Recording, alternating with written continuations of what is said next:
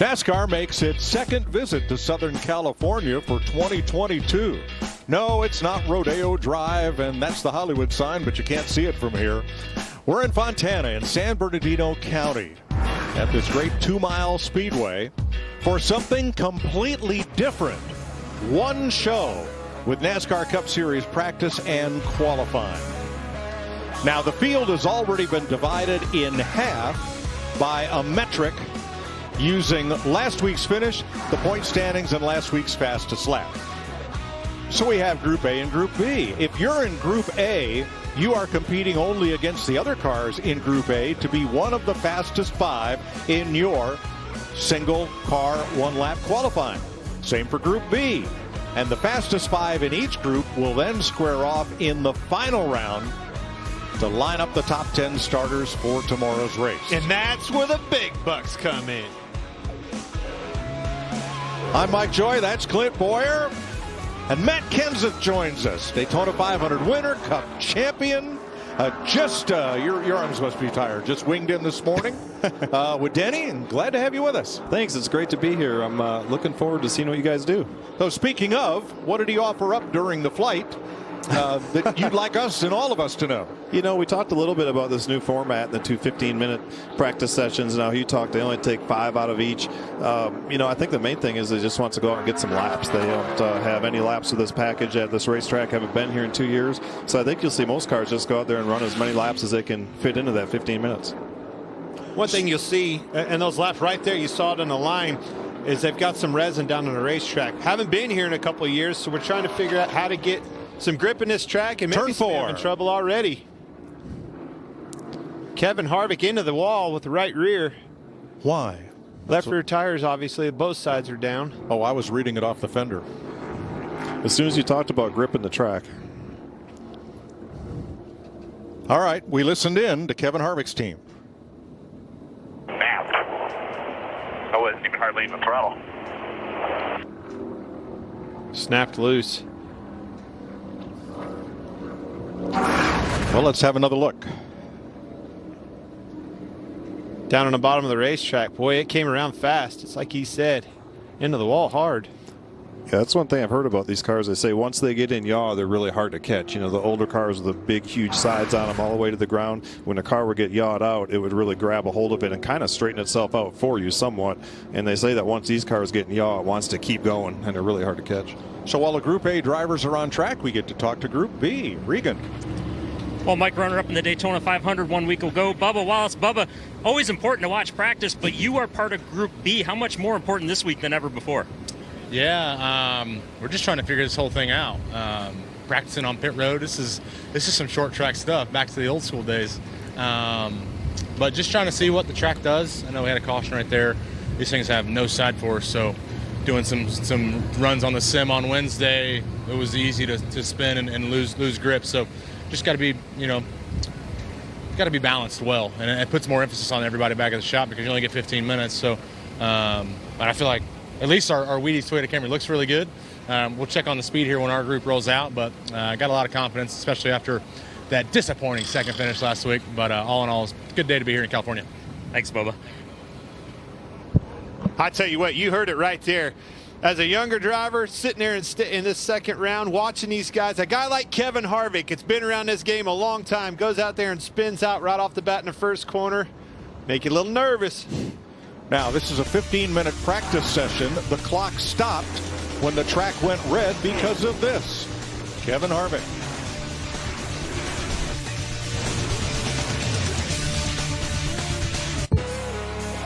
Kevin Harvick's damaged car is hauled back to the garage area after a spin in turn 4. He backed it into the wall and flat tires as a result. Matt Kenseth is with us this week here in California. Cup Series Rookie of the Year after a stellar Xfinity career. Cup Series champ in 2003, 39 Cup wins, including 2 Daytona 500s. And here he is. We're so glad to have you with us. I have been warned all week long about the snark and the sarcasm and about everything that you say that I'm not even going to get until Monday morning. I'm going to wake up and go, that's what he meant. I thought you were That was talking about cool. Clint. He started in the elevator coming up here, harping on the old guy. No, we're just glad to have you with us. So, where have you been? You're not on social media. You're running marathons. You're doing a whole lot of stuff. Yeah, I mean, first of all, that little highlight clip was really neat. I just wish it was longer. But no, it's great to be here. It's a neat opportunity. I appreciate you guys having me, and just really been enjoying my time with Katie and the kids, and Ross and his family. So just really spending time with them, kids sports, school stuff, and been training and trying to run some marathons as well. You know, for me, it's obviously one of the guys out there on the racetrack that you'll always, man, if he was in the rearview mirror, you better be on your A game to hold this cat back. So it's cool to have you here in the booth, but your perspective. Haven't been to this racetrack in a long time. This is one of my favorite tracks to race on. Not necessarily to qualify on or anything else. When you see a guy like Kevin Harvick, a champion of this sport, spin out right off the bat, where does it take your head? Where does it take your nerves? Well, I watched the 2020 race here just the other day, and it looked like it was your favorite track to qualify on because you were on a pole. For about the last time we raced here. It was a little longer than that, but you were on the pole. Yeah, I mean, that's got to be worrying to the rest of the drivers. I heard one thing about these cars when they did the longer runs in the test, they just get looser and looser and looser, and obviously he was already pretty loose. So I'm sure that's caught a lot of people's attention because Kevin doesn't make mistakes and let cars get away from him. And we're told that Stuart Haas has one backup car to be shared among all four teams. Let's join Jamie Little. Well, Martin Truex Jr., one of the drivers watching what was happening. I saw you slap your crew chief when you saw Kevin Harvick go around. When you watched that, where does that take your thoughts for your practice session? Yeah, I mean, it's just everything's so new. You're just going to have to feel it out. So I think you try to err on the side of, being a little bit cautious the first lap at least, and then push it from there. All right, well, good luck to you. I know everybody's watching what's happening here early on. If there is a favorite at this racetrack, it is likely Kyle Busch. He is the only driver in the field who has won here multiple times. Here's a little onboard radio from Team 18. I was in fifth gear running around there, and then I was just coming in, and I downshifted from fifth to fourth, and it started making that noise. I went to third, like, what the hell is that? So I clutched it, and I put it to neutral, and then every time I let the clutch out and everything's spinning, it's just something's out of phase. I don't know. It's probably going to blow up. Sure hope it doesn't blow up. Did you see that catch as Austin Dillon moved up to the racetrack? He was, got loose right off the bat right there. Now shooting down low. This is a great vantage point and exactly what I wanted to see. That's right where the same line where Kevin Harvick just spun out. So it sounds like a weird harmonic. Oh my gosh. Chris Buescher. These boys got their hands full. Roll down, roll down. Same exact place Kevin Harvick is right off in turn 4. Got a ring. Or wait a minute. I think we had two of them That spun wasn't down. him. That's exactly right. Got a different one spun. That spin looks a little more serious on that one. Oh, that right front is all torn off. Now there's Buescher. He's going to make it back to the pits without incident. Oh, Ross Chastain.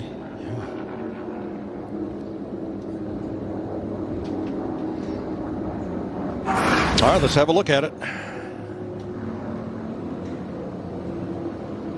Oh boy. Look, and then the other one in the background, spinning again, or Chris Buescher. Wow. Well, Chastain, that had all the look of a right front go down, straight off in the middle of the corner. Something broke. It didn't like. Well, I couldn't figure out if he caught it, Matt, and chased it up the track, but how it hit head on like that, I agree, Mike. Something looked like it broke. Yeah, definitely. That one looked like broke something away. traction. Yeah, that one just broke traction. The other one definitely looked like it broke something. Buescher could have been reacting to the spotter calling the crash in turn 4 ahead of him and just locked up. Going back to Kyle Busch talking about maybe blowing up. If it is going to blow up, this would be a great time for it to happen. at least they have a little bit of practice, right, where they can get another car out. Although if this keeps up, they're going to be out of cars. But I agree with Mike. If you take the thing out, it sounded like he kicked it out of gear, pushed the clutch in, which disengages all your drivetrain, and it went away, and then it went back in a different harmonic, different gear. Something's, it doesn't like something within the drive line more than the engine, I would think. If you push the clutch in, disengage everything, kick the thing in neutral, and it still has a vibration, that's when you're in trouble. Right, exactly. That's when it gets expensive. All right, we're back to a red flag, and during commercial break, we're going to listen to the onboard radios of those two teams and see if we can delve a little deeper into what happened here.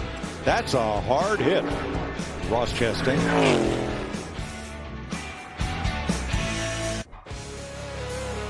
Red flag number 2 in Group A practice. The first one for Kevin Harvick. This one for Ross Chastain's crash and Chris Buescher's spin, as NASCAR and their safety crews learning how to get these cars lifted and extricated from the track when there is such a problem. They have that big beam assembly in yellow you see there. It stretches out beyond the fenders, and from it hang chains and hooks to which straps are attached that thread through the wheel spokes to pick these up, instead of picking them up by the frame under the hood as in the past. Radios were of no help. There was no radio chatter, so let's check with Regan. Well, Mike, I just checked with the team on the number 17 at Chris Buescher. That race car just spun out, said that they got into the bumps entering turn 3. It bounced up and down a few times, and then he just got loose. Fortunately for them, no contact, no harm, no foul, other than the fact that now they've got 4 tires that they cannot use currently. But everything else good for him so far. All right, let's check with our crew chief, Larry McReynolds, on what adjustments these teams can make to catch up with this racetrack. Yeah, Mike, it's a pretty small box. These cars have already been through inspection for qualifying and for the race. They are essentially under an impound right now. You can really do things that you can do between qualifying and a race, or you maybe even would make on a pit stop during a race. I mean, you can adjust the front and rear sway bar. You can adjust the shocks, make them stiffer or softer. You can adjust the front toe. In fact, when you're in the pits, even during practice, you can only jack one side of the car up at a time. The left sides or the right sides have to be on the ground at a point when you're jacking the car up. So it's really pretty minor adjustments, Mike. Let me tell you the other caveat I think you're seeing. And you saw it in the one view right there. That right there. The camera guy, you saw him moving around. I'm telling you, the wind's blowing hard, gusting up to 35 mile an hour, and they're hitting that crosswind. Him, Chris Buescher getting into the corner, going in too fast with a tailwind like that, and then hitting that crosswind like a Kevin Harvick or even Ross Chastain as they go through the apex of the corner. Plays a big role in these cars when they're going around as fast as they are. Race day is expected to be a little less windy and 6 to 8 degrees warmer than the high for today. So high 70s for tomorrow, as Joey Logano and Corey LaJoie lead a group down pit road to go out and try it again. The other thing that you could see, and I heard those comments, hit the bumps. Matt, we talked about this. These guys, they're riding these cars right down very close on the rear end. They want to be as low as possible to get the airflow underneath and use that diffuser for downforce. How close is that to a bump stop? If you bottom that shock out, that thing's not going to be happy. Yeah, it's got to be really rigid, and that's always been the balance the last, 10 years or so, the aero grip versus mechanical grip. And I think you always want to have both, but aero is always the big overriding factor, I think, in the sim. So I'm sure they're trying to get the cars with as much downforce as they can get on them, but you still have to have a suspension to be able to drive it over those bumps. You hit those eye-to-eye shocks and bottom that thing out, sends that thing to eternity, and it is not happy. So they're finishing up cleanup up in turn number 4 from the second incident there in what was supposed to be just a 15-minute practice session. And there you see where they were out this week grinding the track. Practice here at Fontana has always been porpoising of cars down the back straightaway, but they got the old grinders out there, much like you'd see out on the interstate after the trucks have hammered the asphalt for years and years. They try to grind it smooth before having to resort to a repave. Again, utilize it. These cars running as low as they are, all of that aero, the underbody side of these cars, you need that. That thing can't drag off. The diffuser on the back of the car you've heard us talk about last couple of weeks, if you drag that thing off, it is downforce going with it every single time. Now, in addition, they put resin down in the top 3 grooves of the corners, And then they've been dragging tires around to try to get some rubber into the asphalt at this track. Remember, we've not been here for 2 years. The other way you do that is put cars on a racetrack. We can't keep cars on a racetrack. They keep wrecking. Yeah, I mean, I always like coming to these older asphalt tracks when there was no rubber on the track because it's, you know, I always look at it like a piece of sandpaper. You know, the most grip a piece of sandpaper has is when it's brand new. And you'd come here and there wouldn't be anybody on the track like Darlington used to be in some of those tracks. And, man, you felt like a hero those first few laps. You had so much grip. And the more rubber that got on the track, the less grip you have. But I think they're probably doing that more for tire wear issues that they're worried about more than anything. It's like every lap, they just keep clipping your cape just a little bit more, a little bit more. Eventually, you can't fly anymore. So looking ahead to tomorrow, what's going to happen on a green flag run? When are the tires going to start to fall off because of the abrasive nature of the track? Yes, immediately. Oh, yeah. I mean, we've only seen a sandpaper. one-lap green flag run, and I've seen all kinds of stuff going on. It's not looking very good with a brand new piece of sandpaper. A wore-out one's going to be even worse. But again, you have to be able to weather that storm. That's always a big part of being successful at this racetrack, is starting a run and then getting to the end of that run with speed. And that's the caveat, making a change on this race car during this practice. If you run 5 or 6 laps, you come in and make a change, you're not sure if the change was better or worse, or if it was just another cycle or the tires giving up.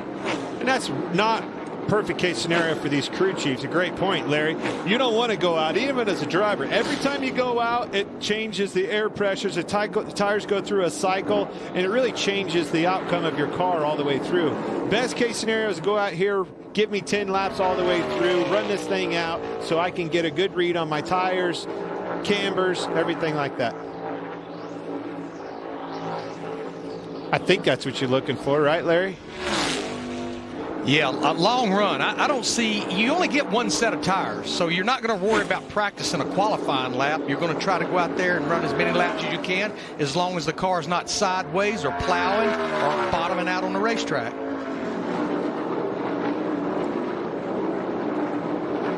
Joey Logano was the first of these cars to return to the track for practice for Team Penske, who arguably had the best car in Daytona until it got wrecked Thursday night. We're looking at him right here, Matt.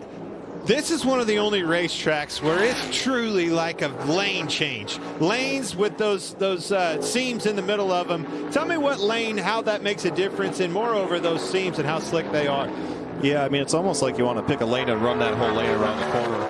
I feel like the top seam in 3 and 4, it's been several years since I've raced here, like you could split that and it would help the car turn a little bit. But I think that's what makes Kyle Busch so good here. You guys talked about him before. He can run some really fast laps around the bottom, but he can always get up to the very top lane above the top seam and make really good speed up there at the end of the run. He just adapts so well to that groove to be able to move from the bottom to the top. It surprises me pretty much every car, just like you saw him right there in 3 and 4, like you said, running on the bottom, that first groove. But as soon as these tires start wearing out, you got to make this track bigger and bigger, not lean on the wheel as much to hold it down. Again, now we're in the 4th groove. But this is, again, line sensitive, not splitting that seam, running right in the lane. Something that's drastically different from racing here to other tracks. Yeah, and you can really see the visual there with Kyle down there in turn 1 and 2, that how thick that black is in between the seams. And what's happened as the track's age is the seams get wider and wider and wider, and they fill them with tar, and they're slick. You know, if you used to get the right side tires stuck in a seam and they were stuck in it all the way around the corner, it was 3 or 4 tenths of a second a lap. So you definitely want to try to stay in between them and just cross them on entry and exit. The other thing, I think people are running low because they see what's happening. They want more room to catch it. That's also a bigger run at hitting whatever you're going to hit. That's the way I looked at it. Yeah, good point. If I had a tire that was questionable or anything else, always I wanted to be, I'd just start running high. Yeah, for sure. I don't want to run it hitting that wall. Josh Bilicki in his 77 this week, and Justin Haley, who will not qualify. They made an oil cooler change to that car this morning, and so he will not qualify. Also, Kurt Busch failed inspection 3 times and forfeits qualifying and has to do a pass-through down pit road at the start of the race. Huge hit. That's going to be big for them. Hard to overcome. Yep. Mike, you asked about tire give up. Alex Bowman in that 48 car, his fast lap was 41.81 on lap 2. He's run 7 laps. He's already in the 43-second bracket, so well over a second in a 6 to 7 lap run. Yikes. Cole Custer up outside Chase Briscoe and around him.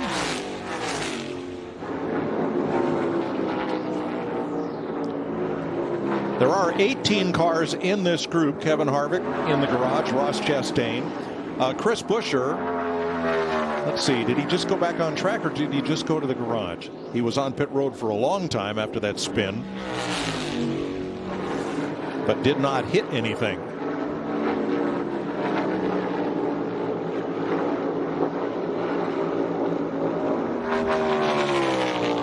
So there's Buescher back on track.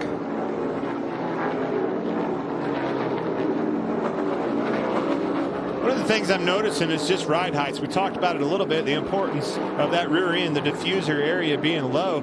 Looks like the front end's pretty high right there, Matt. Yeah, it's interesting to watch. Larry can probably touch on the downforce difference there with the pitch of the car, but it's been years and years and years. You want the front as buried as low as you can get it. You want the left front on the ground. You want the car to feel like right rear up, left front down. At least that's the way I always liked it, and to feel the front tires. And you see that, and it kind of looks like qualifying lap at Talladega years ago, or kind of motorboating, and it's really a different look. I think they're trying to add overall downforce to the car with the airflow under the splitter and to the rear diffuser. But Larry could probably touch on the balance there, but I think they're just trying to search for all the downforce they can. No, you're absolutely right, man. I talked to Paul Wolf last week, that's crew chief for Joy Logano, and he said probably a lot of these high-speed tracks, you're going to see our front ends up just a little bit because we're trying to feed as much air as we can to that rear diffuser. It just makes more rear downforce, and actually, he said, it kind of balances the car out a little bit with that front up just a little bit, where last year, everywhere we went, that front splitter was dragging the racetrack. Man, that's a huge win right there. I never get Larry to, he doesn't agree with anything I say up there. Right off the bat, You're probably always wrong. Yeah, but Matt's new. You just wait till tomorrow. Let's go to the garage and Jamie. Well, Mike, I'm at the Infield Care Center, and you saw Ross Chastain with that big hit. I was just told by his PR representative he doesn't want to talk to anybody right now. He did have the wind knocked out of him. He's going to take some time to catch his breath, gather his thoughts, and get ready for the race tomorrow. All right, he is scheduled to be the first driver to qualify in Group A. Thanks, Jamie. He did hit a really hard hit. Yeah. Back in the day, I think you probably lived through that. I wasn't around there, but used to have right front failures, and those things that stove in the wall with a right front, always a huge impact. Yeah, you always waited for it at Dover. Dover was always the place because everybody ran this a long time ago, but everybody always ran the bottom, and you had big fuel cells, so you could run 100 laps on fuel, and you get about 60, 70 laps in, and you knew some other people were having tire problems. You kind of always waited for it, and it happened to everybody eventually. Once in a while, when it did, it always hurt. Austin Dillon, 12th on the board for Richard Childress Racing. All right, so you're a multi-car organization, and we have this now Group A and Group B situation. Do you want, if you have two cars like RCR, do you want both in one group, or do you want one in each group? I would think it would be beneficial to split it up so you can learn off of one another. So many different variables goes into that. Track changes sometimes, as we've been talking about, the track's rubbering up, cleaning up. I think that would be beneficial to have, some adjustments. That's the other thing about this. As we're learning the car, these group teams, like a Stewart Haas, like a Hendrick or Gibbs, I feel like you would show up probably a little bit different all across the board and try to learn as much as you can in these practice and qualifying sessions. Yeah, I agree. I think you'd want to be in both groups. I think the track will be a little different. I think the more laps they run and the farther in the day, the slower the track should get. But since they're taking 5 out of each group of qualifying, I don't think that matters. Then you get more total time for the organization on the track that way. And you're not running against all of your teammates for one of those 5 spots in the final round of qualifying. Fast guy right here. Obviously the fastest car. Really good average times. I'm looking at his graph right here, and boys, it is as level as anybody out there. Took a step that first lap, but almost every single lap overline one another, where everybody else just keeps getting slower and slower and slower. A level graph is what you want to see in practice. Well, keep in mind how close this track is to Toyota's U.S. headquarters. This race is as important for those 6 cars as the Michigan race is for the Chevys and Fords. Boy, that thing got loose. getting into the corner right there. Those were those seams that Matt was talking about. As he crossed and got that right rear on the seam, it came out from underneath of him. Yeah, it's the second time we've seen his in-car and the second time we've seen him catch it. He's got his hands full a little bit out there. Yeah, I think.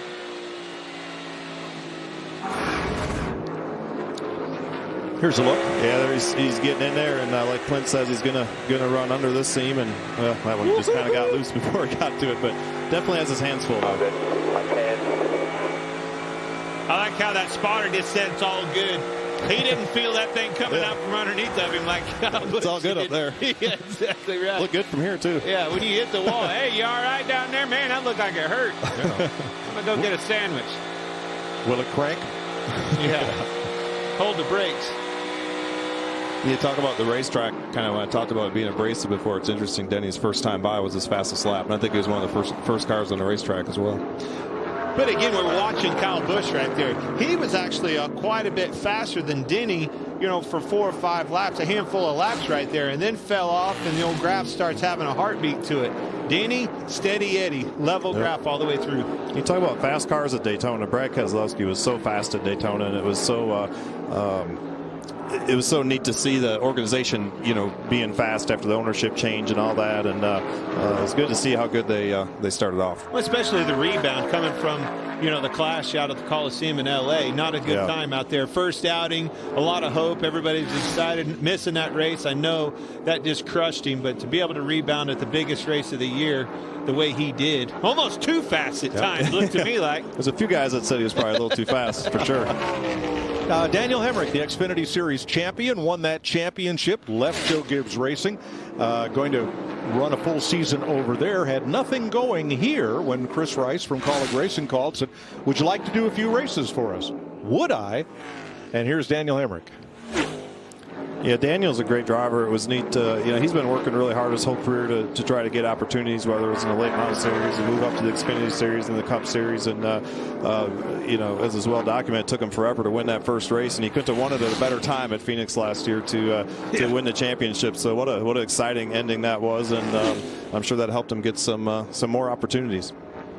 All right, so the A group session is complete. Took a little longer than 15 minutes because of 2 red flags. Both in turn number 4 and a spin in 4. Right at the end of the session, Christopher Bell goes around. Yeah, I popped right front. Ooh. 10-4, don't roll. Don't roll if you have a flat tire. He's got more than one. Both right sides are down on the rim, and quite possibly the lefts. So turn 4 has been calamity corner in these 15 green flag minutes. Ross Chastain with a huge hit with the right front. And Kevin Harvick off on the rollback as well.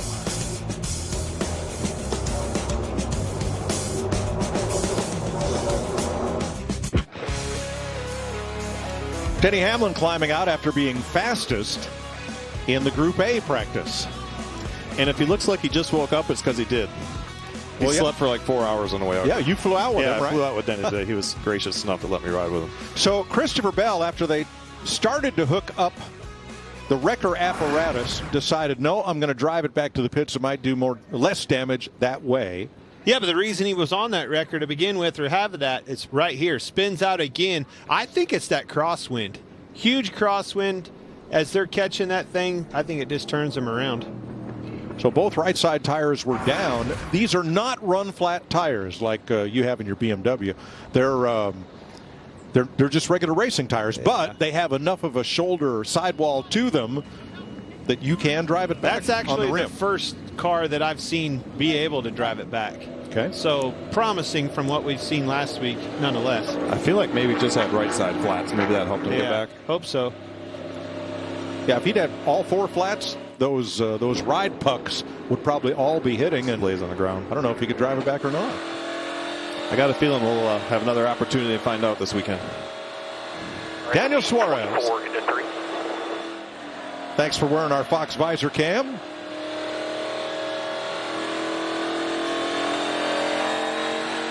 Well, let's find out what happened to Christopher Bell. Jamie. Christopher Bell turned 17 laps out there. This is an odd practice practice session, to say the least. What exactly happened with you? Yeah, I mean, obviously these cars are really hard to drive, so I'm excited about it. I think it's going to be a ton of fun once we get going and get in the routine here. So really happy with the balance of my Rheem Camry, as good as I could have asked for, I guess. So I think all of us are out there hanging on and just trying to make an attempt to come to pit road and spun out like the rest of them. I think it's safe to say he's enjoying it being hard to drive. Well, it's a challenge. It's definitely a challenge. So you heard him there. He said he was trying to get to pit road and spun out. So getting on the brakes, trying to simulate a green flag pit stop, got him turned around. Austin Cindric had a busy week as the Daytona 500 champion. A week full of interviews and an opportunity. Be a fun walk through the garage area today, head of your hot rod. A little more strut in your step, huh?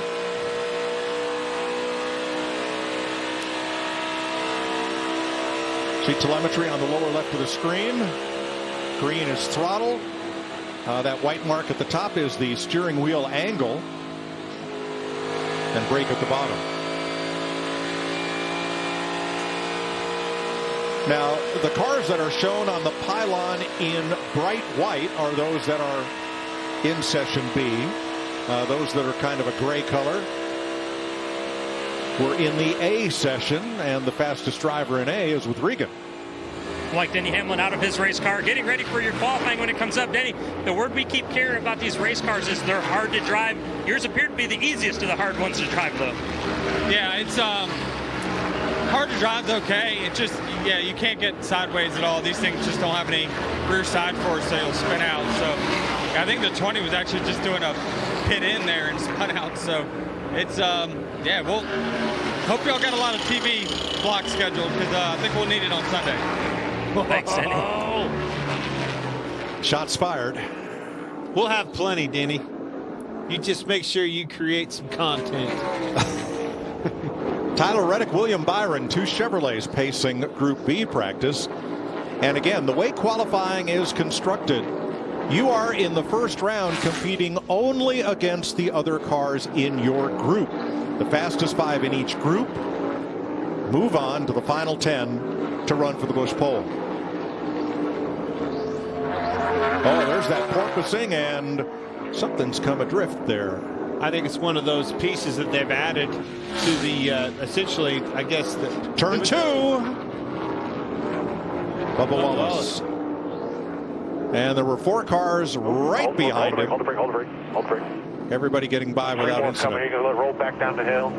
Got 2 more coming. Looks like he got away with minimal damage to the right rear there. Those are strakes or whatever on the back of that diffuser, and they've actually added some that basically rivet on some extensions on both sides, and I think it's come loose obviously from the left side, just barely hanging on is what you saw there on William Byron's car.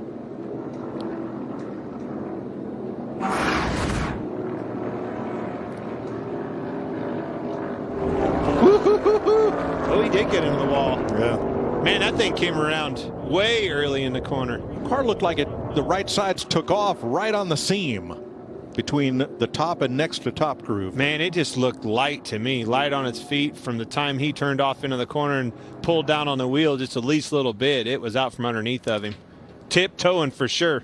Yeah, it sure looks a lot different than the cars looked a couple years ago or last year, right? The wiggles would happen slower, and here it seems like when they get stepped out, it takes off really fast. Just like you heard Kevin Harvick, that wasn't just that thing just snapped and it was gone out from underneath of him.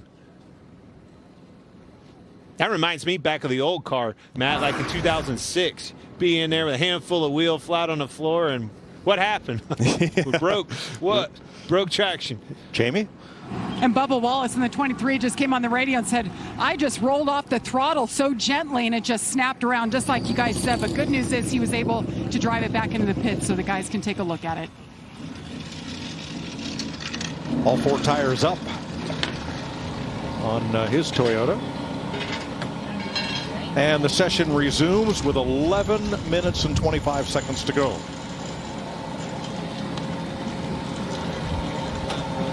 What's the guy hanging down there, Clint? Is that license plate holder? No, so that deploys when you go around backwards, and it is your license plate holder. That thing's spring loaded, it'll go up. It deploys when the roof flaps go up. That thing pulls that off of basically it's like a roll a ball valve thing, and as soon as it pulls, but you can pull that back up, reset it, and go on. Do you run one plate in Wisconsin, or can they afford 2 up there now? I think they have 2 up there now. Okay. But that kind of reminds me of like a '69 Camaro, right? See that it's got a light sway hole, you flip it down right and gas here, it up. guys. That's right. This straight. Where's my pin, man? I was trying to do this. See that right there? That's the piece that was coming off the back of William Byron. Okay. I've been wanting to use that all year. Finally figured it out. All right, we listened in on Chase Elliott. I can totally see why it's easy to spin because, you know, even me being on the snug side, they're like all before. When I had a little too much with it, things bounces the wrong way. And I mean, it's just, it could go, you know, in a heartbeat. One thing that may play into this. We have a new tire this year. We have an 18-inch wheel, not a 15-inch. Instead of that big, tall sidewall that had a bit of give to it and a little bit of toss and catch it, now that sidewall is only about 3 inches. There's not not a lot of wiggle room rigid there. That car was right there? It almost bounced, and it sounded like it got on the chip a little bit. That's how rigid the back of those cars are. And yes, the squat in the tire, the closeness to a bump stop on the right rear or something like that, that thing actually was like, whoa, you know, like it came off the ground. Yeah, and you could see actually right when Mike was talking about that, it showed the 9 car going across the bumps back there. If they could show us again, you could see the deflection in the left rear sidewall. It looked like it was almost hitting the rim. It was a big deflection. Same that thing thing's there bouncing. too. It bounced completely off the ground right there. Yeah.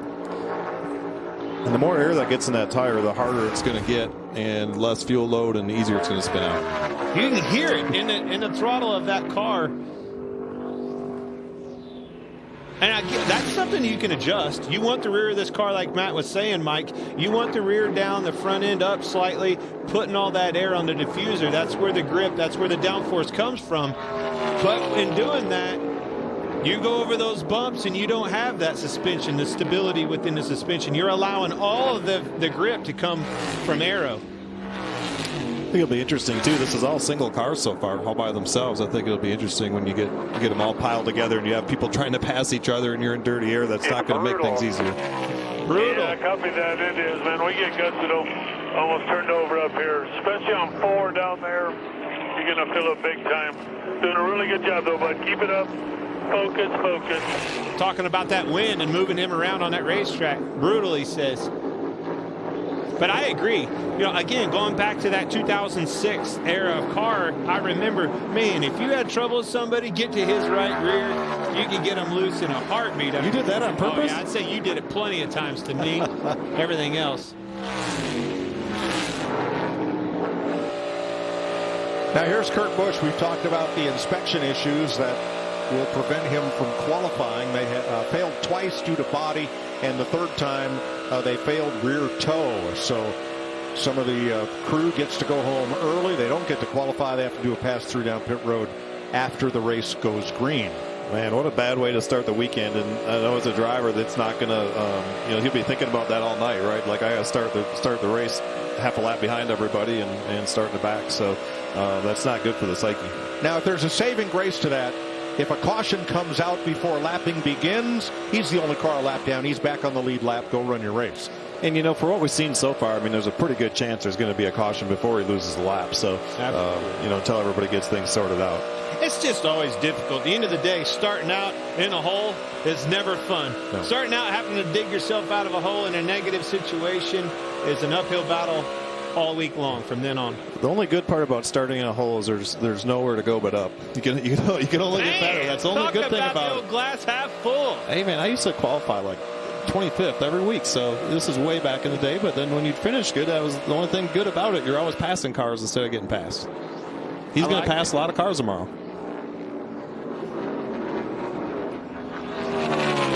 Rookie Harrison Burton's season turned upside down in the Daytona 500. Did an extremely good job. I mean, obviously didn't end well, but man, had his car in contention, was a big factor in that race. Till he got turned around here by Brad Keselowski. Kind of unfortunate. It showed its ugly face off of turn 4. About a lap or two before that, Brad was pushing him hard. That thing took a really bad tank swap, showed that it was light on its feet, and then very shortly after, here you go. huge flip and a wild ride for him in his rookie season. Broke him in right. I can promise you that. That's a hard position to be in because, you always want to get pushed from somebody, but then the pusher never really knows what the guy in front is going through. Like, Harrison could have been real loose and barely hanging on, and maybe Brad doesn't really know that, until you push him too hard, and then it's too late. Well, there comes a point in that race, regardless of what you see, even if you're Brad Keselowski and you see that car wiggling around, there's a point in that race where you don't have another chance, right? You've got to keep pushing because that's the only card you have left. But that was pretty early in the race.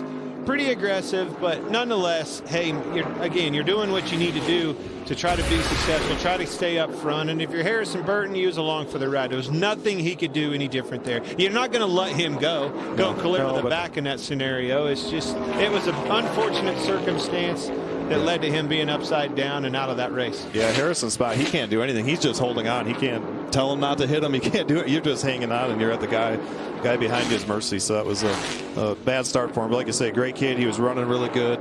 Ran good at the Coliseum to get in the race. So it's neat to see. He's going to do real good. Here's the driver who I think had the best car on Sunday, Ryan Blaney. Was able to lead, was able to push, was able to move up in traffic.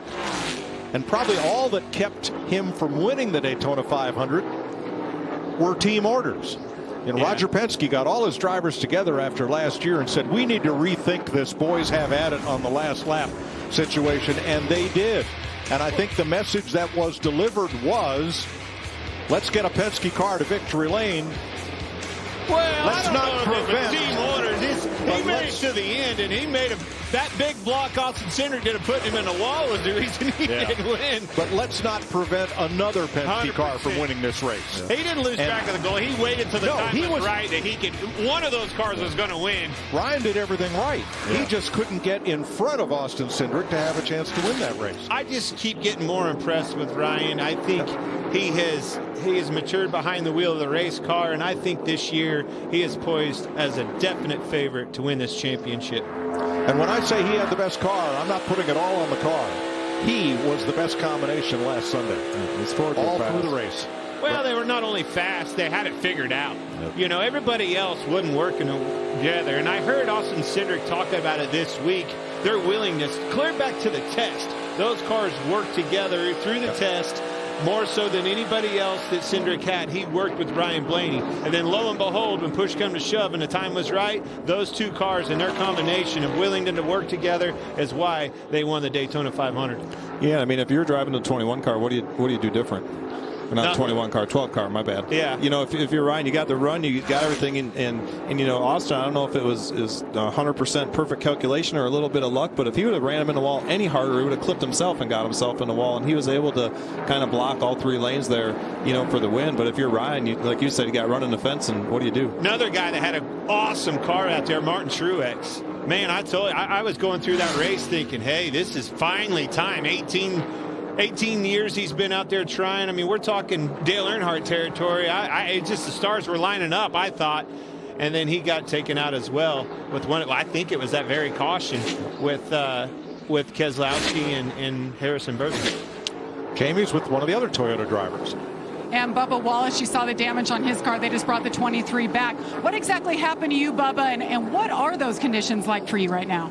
Yeah, I was just trying to find just the limit of how far you can drive into the corner. And looking at the SMT, I was maybe just a skosh further and try to roll out of throttle, which for young kids, that's how you keep the car under control. Well, it's the exact opposite of this next-gen car. So it caught me by surprise because everything felt good on entry and stable, and then as soon as I got to about a quarter throttle out, it stepped out on us. So just figuring this car out. There's a lot less side force than we had last year, and just downforce in general was at a loss. So especially with the winds being this high the way they are, cars on top of the racetrack kind of sliding around. So unfortunate. We were pretty fast with our Toyota Camry, 7th on the board, I think. So puts us behind. Hate it, but you got to find these limits. So it's part of it. The most damage is the rear diffuser, you guys. The team is going to try to fix it, but right now it's unclear to them if they are able to fix it in time, if they can still go out and attempt to qualify. What he's talking about there is the importance of rolling out of the throttle versus just jumping out of it.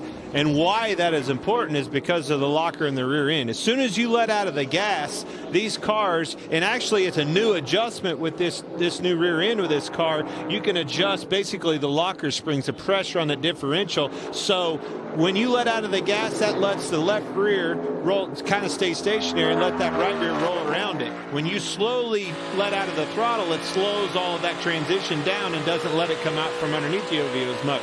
Get on the gas, locks it up, let out of the gas, unlocks that locker, and lets it roll way easier. Now, Larry, to Jamie's question, what can they change under that car between now and qualifying? Well, it's the same thing you're supposed to change on pit road, and I've reached out to NASCAR now. Hopefully I'm going to have an answer here shortly. I don't think they can qualify. I think once they went to the garage area, I think that takes them away from qualifying.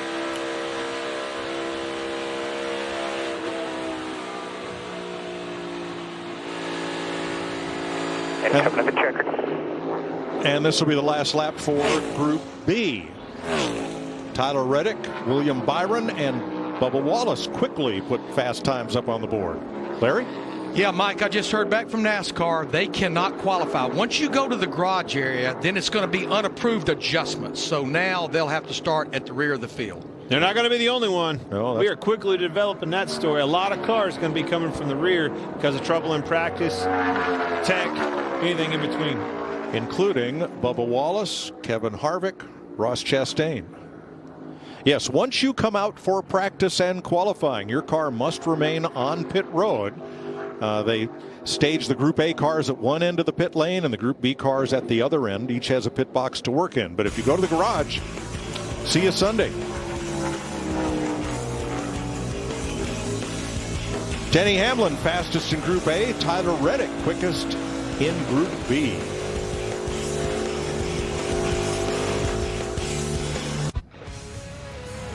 So 2 15-minute sessions of green flag practice are complete. Now we get ready for qualifying. Here's Regan Smith. Mike Kyle Larson sitting on pit wall here doing a little bit of homework after that practice session. You're a guy who's accustomed to these quick, short practice sessions. I heard you say at one point your race car was a little loose, and at another point it was a little bit tight. Enough time to learn what you needed to? Yeah, the first few laps I made, we were tied off, and then we made an adjustment to free up, and just went too far. So, but yeah, I mean, trying to figure it out quickly, your lines, and I mean, the bumps are really aggressive. I'm sure with the age of the track and then just these cars in general into 3 is really harsh. So trying to figure that out as well as hit your marks and not spin out. So it's a challenge, but a fun challenge, and hopefully we'll get our HinderCars.com Chevy up front here for qualifying. Thanks, Kyle. Now, this is a 2-mile racetrack, and I'm sure you've heard over the last couple of years about plans to turn this into a short track of perhaps 5/8 to 3/4 of a mile. And we're told that those plans are now on hold, partly due to how the rest of the property might be developed, partly due to rising construction costs. And there is right now no definite timetable in place for changing the configuration of this racetrack. Jamie. And Tyler Reddick was in that second group that went out 5th on the board. So I think the question here is, after what we've seen, Tyler, how hard are you willing to push it to get the pole here, knowing how unsteady these cars are? Well, to be honest, right now, our Lenovo Chevrolet hasn't really been twitchy. We've been way tighter than we'd honestly like to be. So I think for us, we're going to try and make some adjustments on our RCR Chevrolet. But for us, it definitely seemed like dirty air really, really hurts us, and so I think qualifying is going to be important here. Based off how the car drove for me when the tires were new, we're going to make some pretty big adjustments, but I think we need to be somewhat aggressive in trying to get some good track position, because having good track position to start this race off and then having a good pit stall is going to be critical, I think. So we're going to be pretty aggressive, I'd say. I like to hear it. He's going to be aggressive and go for the pole, Mike. Thanks, Jamie. I would expect no less. Yeah. Especially out of that kid. Cucamonga Peak, the San Gabriel Mountains off in the distance, snow-capped. Nice day here in Fontana, and qualifying coming up next.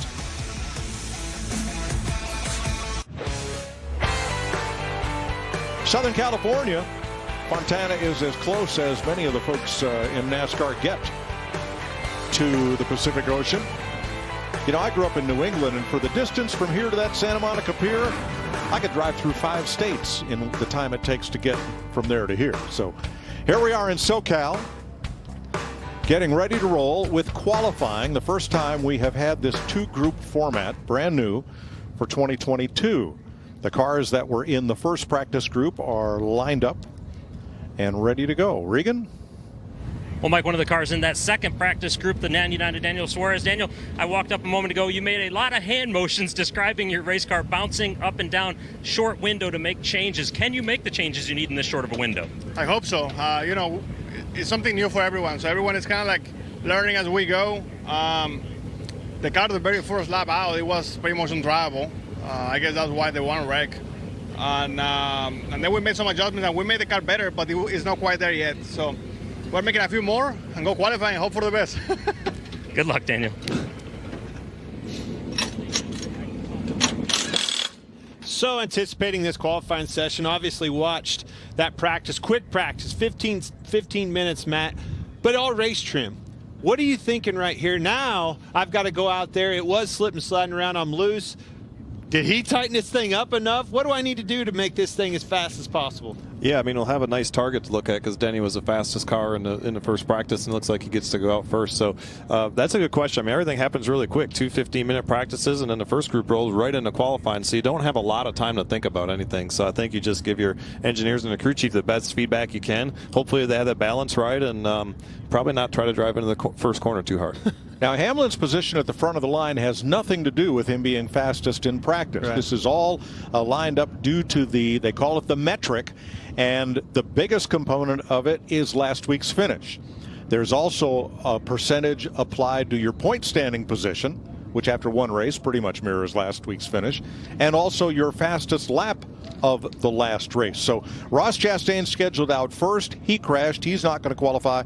So Denny Hamlin, Christopher Bell, and B.J. McLeod will be the first 3. The other side of that, you said that's the first 3, but just trying to look down through this list and look at our practice speeds, try to figure out and establish is there a connection here. You've got Denny Hamlin, Kyle Busch is the fastest in that first run, and then it's Logano in a Ford, Bowman in a Chevrolet, Keselowski with his deal in the 6 car in the top 5 right there. I mean, it's all over the place on speed.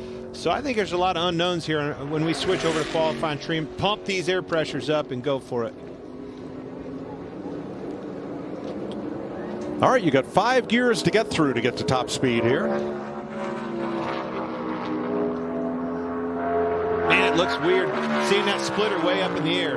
Motorboating, as Matt called it. I guess that's what we're going to stick with. Well, he lived on Lake Norman for a while, so yeah, that's what it looks like. Big run off of 4, running high, wide, and handsome, making this track as big as possible. Will he run down low right here? I think he'll run in the middle of 1 and 2 and the bottom of 3 and 4. Or maybe he'll run in the 4th group in 1 and 2.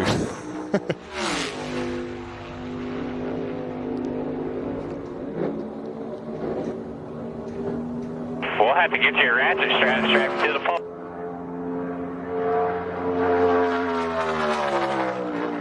Oh, for the spotter to keep him on the roof. Definitely different line right here, and that's what's so cool about this racetrack. Run all over this place. Decided to run high in 1 and 2, and then the bottom of 3 and 4. Pretty much wide open in 1 and 2. You saw him breathe it a little bit. Quite a bit more out of the gas in 3 and 4. So this will determine 5 drivers who will go on to the final round. 41.56, 173 miles an hour. Actually slower than what he ran in practice right there. Run a 41.51 in practice and was the fastest. So Christopher Bell did not come out for his qualifying. B.J. McLeod from Wauchula, Florida, Live Fast Racing. Yeah, I think like we talked about, the track will get progressively slower as the day goes on and you get more cars to run on it. And I guess that shows us maybe there's not much difference in your qualifying setup than your race setup. In a little bit of monkey see, monkey do here, you see B.J. McLeod ran in the exact same groove. It's going to be interesting as we go through this qualifying session if that's the preferred groove or somebody tries something different, find some more speed. Very loose right there, trying to pull it down to the white line. Never got it there. Had to unwind the wheel, come out of it. I think he kind of avoided this lap. Oh, little smoke there. I'd say bottomed out as he came off turn 4, but yeah, he was way out of the throttle there. And McLeod 44.10. You talk about that wind, and I mean, it's hard to explain how much faster you're going down the backstretch with that tailwind, and you just get into the corner farther than you think. And like you say, then you hit the crosswind in the middle, and it just kind of adds up to what you see there.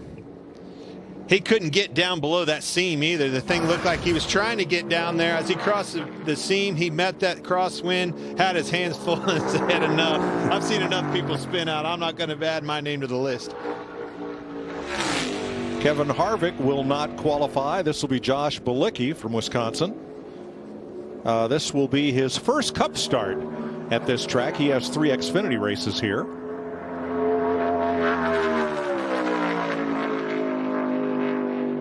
I never knew he was a fellow cheesehead. I learned something today.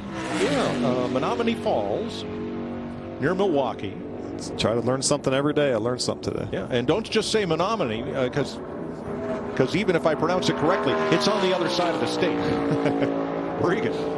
Chase Elliott standing here watching the qualifying session right now of Group A. You're going to be in Group B. How important is it to try and learn what you can from these guys to equate what happened in your practice to what's going to happen in qualifying? Yeah, I mean, it's kind of hard being down here. Not a ton of good ways to watch, but obviously Alex going right there, we'll get a read on what he feels and what he fights, and maybe make a decision based off of that. But I think the smartest thing we can do is just kind of focus on ourselves and worry about what I was feeling there in our session, and just make our best guess. I think it's going to be way more important to have this thing driving good tomorrow than it is to qualify fast. So we'll go and try to be smart here in qualifying, but obviously want to try to make the right decisions for tomorrow. It's going to be interesting. Thanks, Chase. Alex Bowman going to get close to Denny Hamlin here, way out of the throttle down there going into turn number 3. He was the winner the last time we raced here 2 years ago, and he's going to be second to Hamlin by 7/100ths. Picked up a little bit from practice, running 81 in race trim. 63 right there. Looked like it bottomed out in 3 and 4. You see that smoke come up. I think that smoke is a carbon fiber burning off of it, which I wouldn't think you would want to do with this thing. We know that thing's very, very important on the aero side of things, and that thing being the diffuser underneath the car, you do not want to grind that off. So here's Christopher Bell, who had a spin right at the end of practice. And like you heard him say, he was trying to get to pit road, so that's one thing we saw at Daytona with even Denny spinning trying to get to pit road. I think it was in one of the qualifying races. Everybody likes to practice that on hot tires. When you're done with your run, you try to get to pit road as fast as you can to simulate a green flag pit stop on worn hot tires. So that's what he was trying to do, and must have got the brakes locked up or the car spun out doing that. So kind of get your points all picked out for tomorrow to try to make as much time as you can getting on and off pit road. Jamie? Brad Keselowski making this long walk down pit lane. What are your expectations here for qualifying? Holding on, whether it's the wind or the cars, this is going to be one of the most exciting qualifying we've seen in a while. But the cars are hard to drive. They're supposed to be that way, and I think a lot of the drivers asked for it. And we got what we wanted. After practice was over for our group, I thought, wow, we're really bad. This thing drives terrible. And then I saw everybody else. So like, okay, maybe not that bad. Thanks, Brad. I know this sounds bad, but I am so happy to hear those guys talking about concerns. This car doesn't drive good. It's not supposed to drive good. You're trying to run the thing 180 mile an hour around the corner. It ought to have its hands full and be hard to control that thing. And it looks like it is. Cole Custer, this is his home track. He's got an Xfinity Series win here. Finished top 20 in his only Cup start when we were here in 2020. Yeah, I agree with you. It's a lot more fun to watch, too. But when you get the cars, driving bad, the teams are going to have some time to get it sorted out. I mean, it's going to keep getting better every week. So that's kind of what the drivers wanted. I think the first package had much less horsepower, much more downforce, much more on throttle time. And everybody wanted to take some of that mid-corner speed away so they could race better. So it'll be interesting to see how that works out for tomorrow. For me, that car that we used to have, that on throttle time of being virtually wide open all the way around, it was very frustrating. especially when you're back in a pack, and if you got in dirty air whatsoever, you were the only one having to lift. You look over, your crew chief's saying, well, I'm looking at SMT here, and the leader's wide open. Well, he's got about an elephant on the hood for downforce that I don't have back here in dirty air. You know, it was just a very frustrating thing. In my opinion, more off time just is going to be better racing for a fan to be able to watch.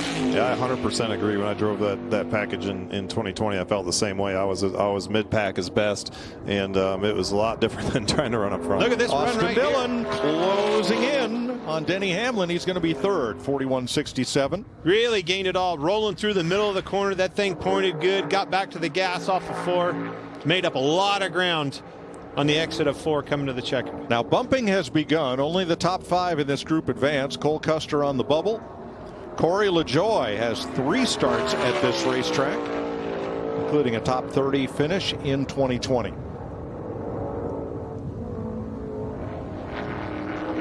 Moved down a lane, running that 3rd lane instead of the 4th, which has pretty much been the preferred line. Boy, and that cost him through the center of 1 and 2. Oop. I don't know what that was. That was a big bump. That was a big pothole. That's either the wind or just a slight data flow issue.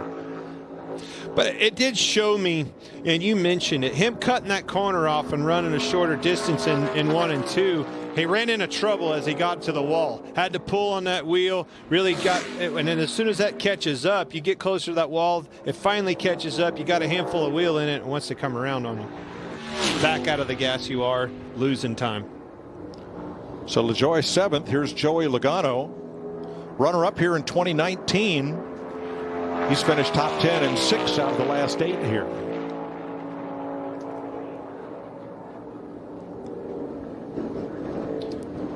And he is ahead of Denny Hamlin by a good margin here. Cole Custer on the bubble. That's the yellow line on our scoring chart.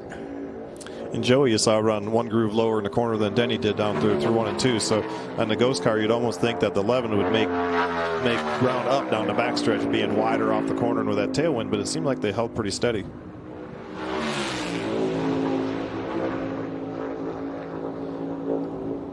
Boys, we got a new head man in charge right here. Yes, we do. Joey Logano knocks Cole Custer out of the top 5 at 41.35. He has 2/10 on Denny Hamlin. That was a fast lap. Now, all this does is determine the 5 drivers who move on to round 2, the final round.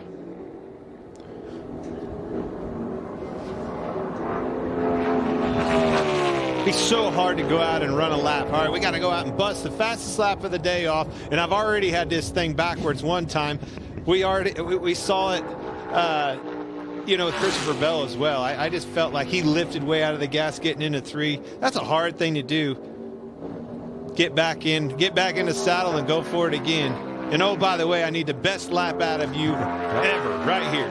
Only have 1 shot. Chris Buescher trying to knock Christopher Bell out of the top 5 and advance to the final round.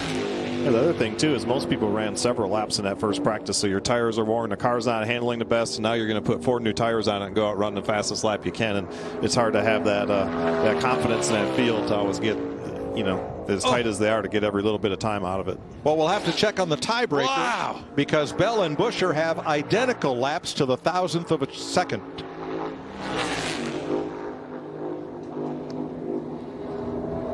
Daniel Hemrick, the Xfinity champ. He has 3 Xfinity and 1 Cup start at this speedway. You mentioned a top 5 again. If we're just tuning in here, it's so important that you know that the top 5 goes on to the final round to meet the other group, which is what we'll see next. You don't really need to be the fastest car like Logano is right now. Run 1 good enough to make that top 5, but that's a tough thing. Very tight lap times because you really need the tires the most in this final round to set on the pole. Here comes Hemrick. He's going after the top spot in Group A. No, 5/100ths of a second short to Joey Logano. It looked like on that ghost car that Joey shortened up the straightaway more than he did and got to the start-finish line a little bit longer. And the tiebreaker between Christopher Bell and Chris Buescher is car owner championship points from 2021 for the first 3 races. And then it'll be this year's owner points. But neither one of them's in the top 5, where Austin Dillon holds down the last spot, and that's likely to change right here as Kyle Busch, 4-time winner at this racetrack, and top 3 in 6 of his last 9 starts here. He was back to the throttle hard and early right there, and affirmative all the way through, never having to lift out of the gas. Oh, had trouble on that seam. You heard him have to get on that seam. He couldn't get down, couldn't pull on the wheel, had to get out of the gas and burp it. We'll see if it hurts him. Yeah, he never got where he wanted to go to. He wanted to get all the way down to that seam, and like you say, you can't pull on the wheel anymore because the back's coming out, and you just got to chase it until you can find grip again, and that definitely cost him some time. But you saw it. He made the top 5, and as long as he doesn't get knocked out of there, he'll live to see another day and have another opportunity at correcting that mistake. Won't let it happen again. So Austin Dillon is out, and Alex Bowman is on the bubble as far as cars to advance. Michael McDowell has 11 races here. Was 22nd the last time the Cup Series was here in 2020. And he's going to flirt with the top 5 here.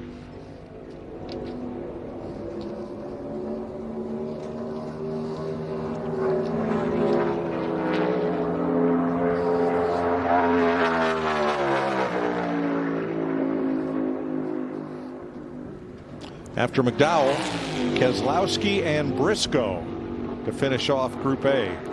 His car looks like it rides really bad in the back. Even the center of the corner of 3 and 4, you saw him hit that bump and the whole back end jumped out. That's not going to be fun to drive for 3 hours if they don't get it riding a little smoother than that. And McDowell is 10th fastest. It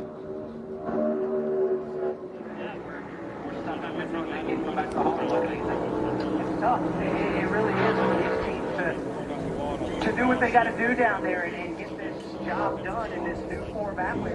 Did you talk with your hands a lot when you debriefed? Yeah, I think that was I think all drivers have to do that. Yeah, I think it's a requirement. You can't explain the magnitude of even remotely close to what's going on in that car without your hands. You have to have it. That thing was too tight. Too tight means the wheel's too far. Too loose means you're turning right too much. I mean, Clint's up here talking with his hands. You can't say that without your hands. Brad Keselowski, 6 straight top 10s here, the longest streak among active drivers. New team for 2022 for Brad, and looks like he may knock front row Bo out of the top 5. I love that knockout bracket style qualifying sessions that they've created here. I think it's exciting all the way through this first round with both groups, and then all of a sudden at the end in the finals, both groups finally get to see one another. So Keselowski is second, 2 Fords, 1 Chevy, 2 Toyotas in the top 5, with just Chase Briscoe coming off a 3rd place finish in the Daytona 500. He has 2 Xfinity races here and a top 5 finish. This will be his first Cup start here. And an opportunity to knock a guy like Kyle Busch, and that little bitty mistake that we saw could cost him the opportunity at a top 10 starting spot. Yeah, and I agree with you, this format. It's really fun to watch. I had those 2 15-minute sessions, 2 different groups of cars, and then the first group goes right out there and qualifies. It's just, it's nonstop. It's fun to watch. So the cars from 6th on down will occupy row 6 on the inside for tomorrow's race. Bowman row 6, Dillon row 7, Bell row 8, and so forth. I think these guys are, Kyle Busch is plenty safe. And Briscoe is 12th. Not at all what he was looking for with this full training. So 5 drivers led by Joey Logano will move on to round 2 from Group A.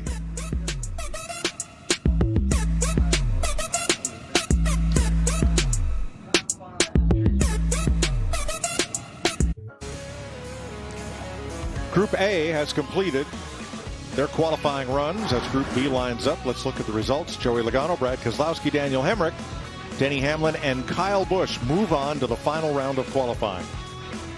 Regan? Well, Mike, Joey Logano will have the opportunity to run for the pole here in just a few minutes in this Group A and B qualifying. What did the reality of that lap match up to the expectations you had going into it? I have no more expectations for anything. That's where I'm at with this new car. You just don't know what you're up against. You know, we woke up this morning and you just hope that you got the right springs in the car because you're married to them. You know, you hope that you have all the right stuff in it because you don't have a 15 minutes to fix it. And it's pretty challenging right now when we don't have much experience with the car. But the Auto Club Mustang shows some speed on the long run, and qualifying, who knows, right? We didn't know, and it fired off pretty well there. So a couple adjustments to it, and hopefully we can fire off the second session just as fast. Thanks, Joey. Such a good point right there, and I think the lap times in that first group being all over the place validate that very thing that he just talked about. These guys have their hands full, a lot of unknowns. And when you see lap times, particularly in a qualifying session, that are all over the place, not necessarily, I mean, Matt, and Daytona, they were on top of one another all the way across the board. You come here, we're separating by 2-3 tenths of some of them. So this begins Group B with William Byron. Now, he's not concerned with the time that Joey Logano put up because he is only competing against the other drivers in Group B to be one of the 5 fastest in this group to advance to the final round. 41-47.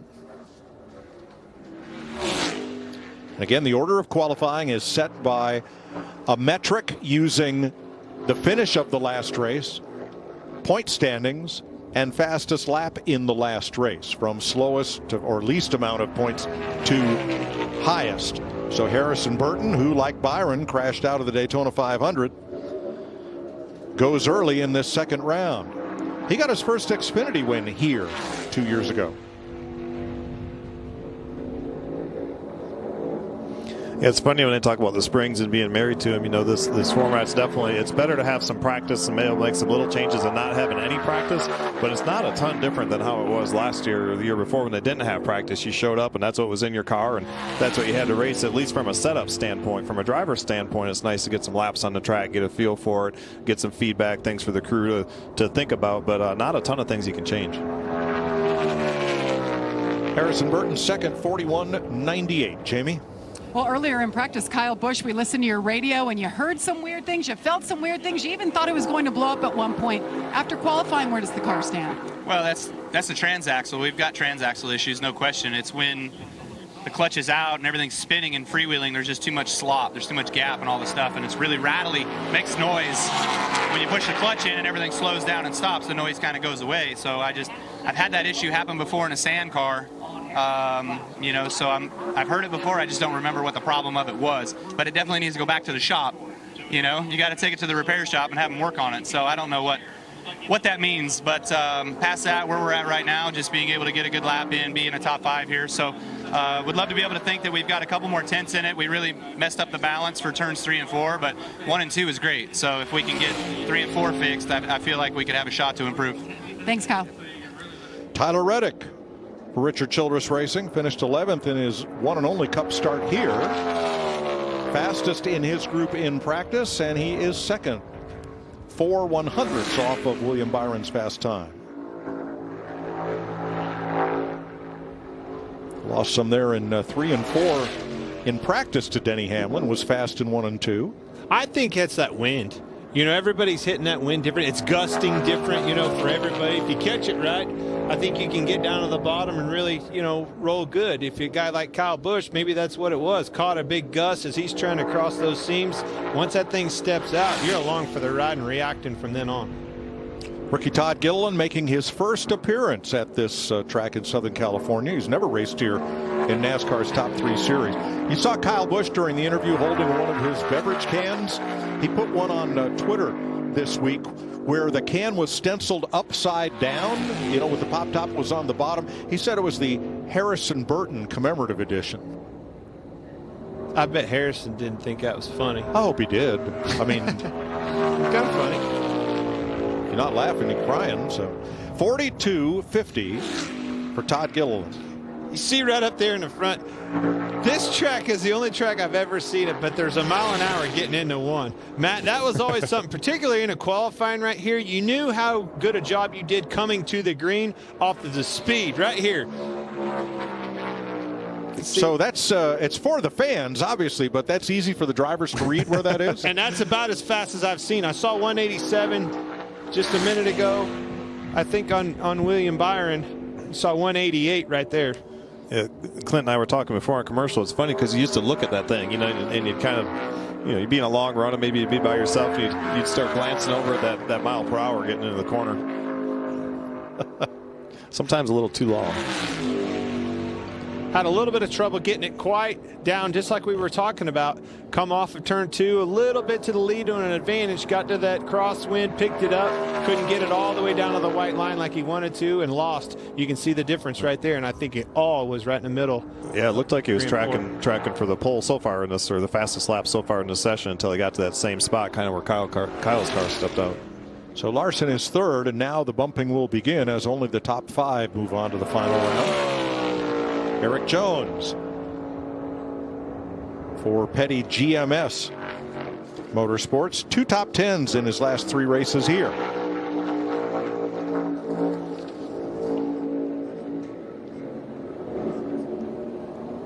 And he's ahead of William Byron. Got ahead a good run through 1 and 2.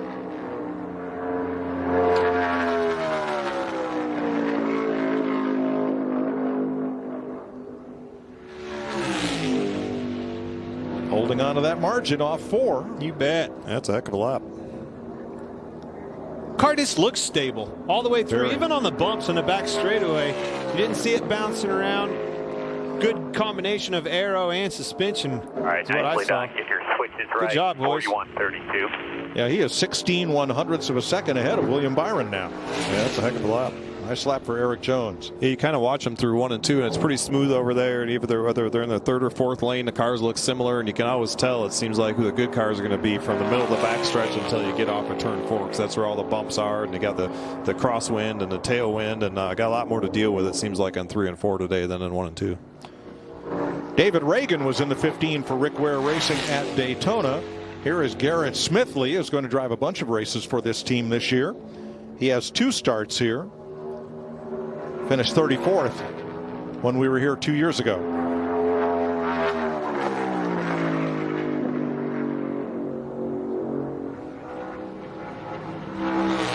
All right, so let me review what happens to the cars that do not make the final round. They will start 11th through 40, not one group in each lane, but by their overall speeds. They will start 11th through 40th. So if you don't make the top 5, you fall in line according to your speed.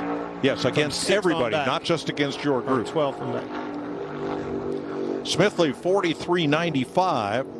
Here is Ricky Stenhouse. Finished 5th here in 2016. He's had 8 races at this track in the Cup Series. And man, he was in position to try to win the Daytona 500 last week too, without that last caution.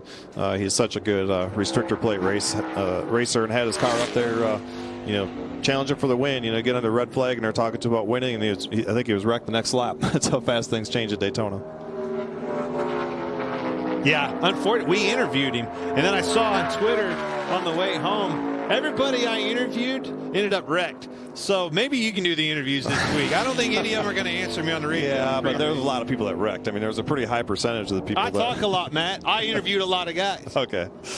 Stenhouse trying to bump in and knock Harrison Burton out of the top 5. Does so by 0.3 of a second. 41.68 for Stenhouse.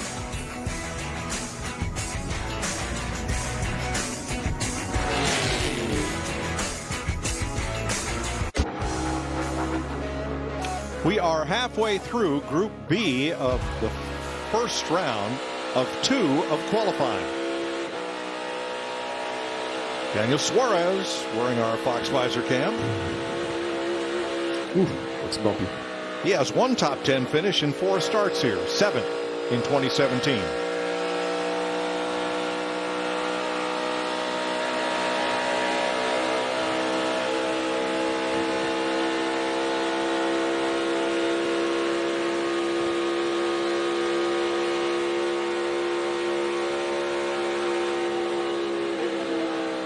That's say 190. That's the fastest we've seen get off into the corner. And look where the ticker is. Didn't get off the corner quite as good. He might have been watching that sign and got in a little deeper than he wanted to. I think he did. Oh my gosh. Listen to how hard that thing bottoms out. That's Fox bobblehead cam. Yeah, he almost needs a shock on his helmet. There you could hear the engine rev up when it hit the bump again there. If it's doing that on stickers, he might get in the top 5 on Ricky Stenhouse. Yes, he does. By 5/100ths. Nice run for Daniel Suarez. The one bump that I heard right there that I haven't necessarily remember feeling, it was that one off of 4. After you get past the center of the corner, you heard it one more time. Yeah. You made comment of how that thing unloaded and really took the tires off the ground and spun. That's on sticker tires. Old tires, look out. All right, Cody Ware on track. Here's Regan.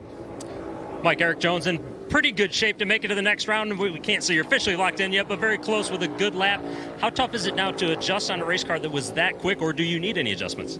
Well, I think just trying to keep up with the track. Obviously, one lap is a lot here. It makes a big difference. So just trying to make adjustments and keeping up with what's going to change tire-wise. So obviously the Focus Factor Chevy has speed, and we just need to make it do it one more time. But I felt like I hit that one really good, which is a good thing, but also a bad thing, right? You want to do the exact same thing over again. So hopefully just can hit it good again. But Dave's done a great job, and all these guys just bringing a good car, bringing a fast car. Obviously not really a lot of time to change anything, so unloading good is really important, and we did that so far today. So happy with that. Good luck in round 2. How about an attaboy for Cody Ware? Got his best career finish last week in the Daytona 500, 17th. Nice lap, man. 42.63. That's pretty sporty. 9th quickest. Kurt Busch will not get to qualify due to inspection issues. So Ty Dillon rolls out next. New colors for the Petty GMS number 42. That is co-owner Maury Gallagher's company. And you'll see it here and at Las Vegas, where Allegiant also has the football stadium. They're alongside the interstate where the Raiders play. Ty Dillon has 4 starts here. Best finish of 18th in 2017. He saw his car step out and get a little bit out of shape off of turn 4 as well. That same spot we were kind of talking about just past the apex. 41.77, leaving Daniel Suarez safe in 5th for the moment. How close was it? All kinds of room.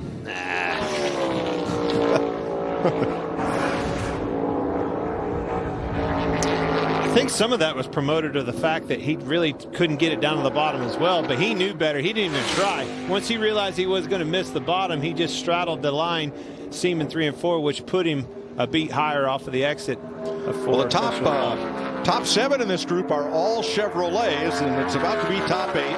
Chase Elliott has the best average finish among all active drivers at this track. Well, he's certainly taking. Well, hey, first car we've seen on the apron. That's old school. Yeah, that's where the grip is. Absolutely, always was. I was surprised, but the other thing that's very important to keep in mind right here, you don't want to be.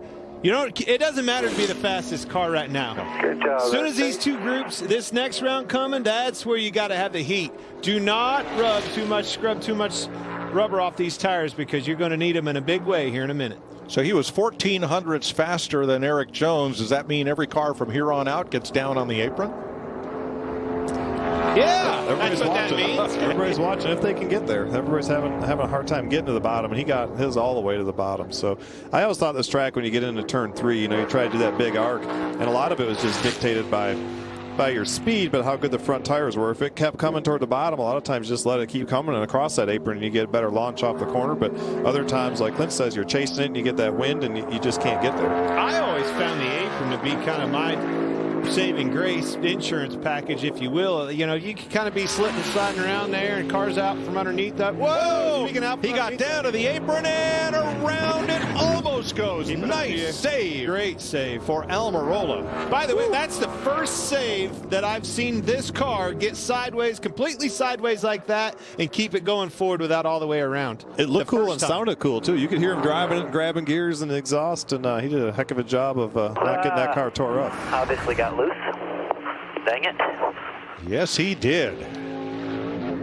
Almost exactly overlies Kevin Harvick. How fast that thing snapped around. Already was back to the throttle.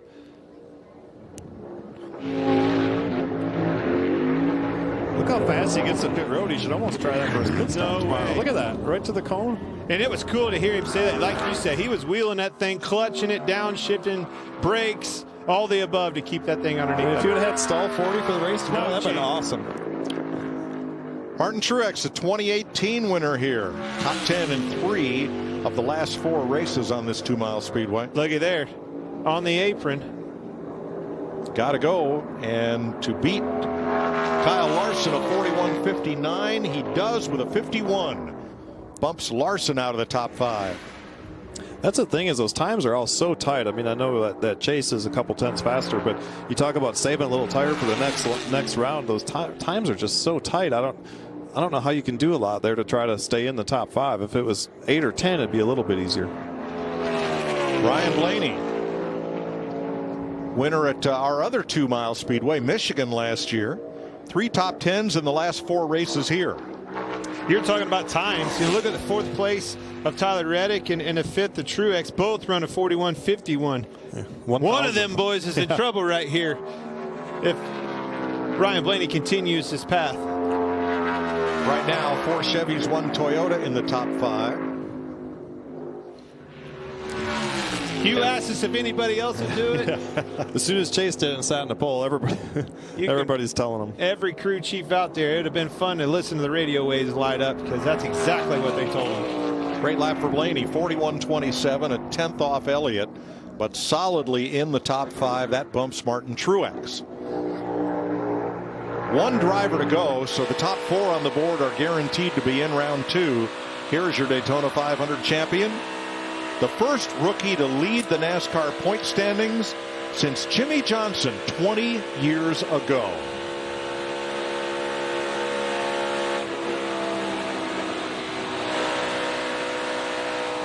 Lifted pretty early and back to the throttle way quick, but had to come back out of it, especially kind of all the way through on the exit, but still holding pretty strong. I think that was due in fact lifted early, got that momentum back going in his favor, making that straightaway as long as possible. Oh, had a great launch off turn 2. Looks like Cindric is going to bump in against Tyler Reddick. Took the short way to the line and got there 41.31, and that's Great 2 tenths job. better than Reddick. 41.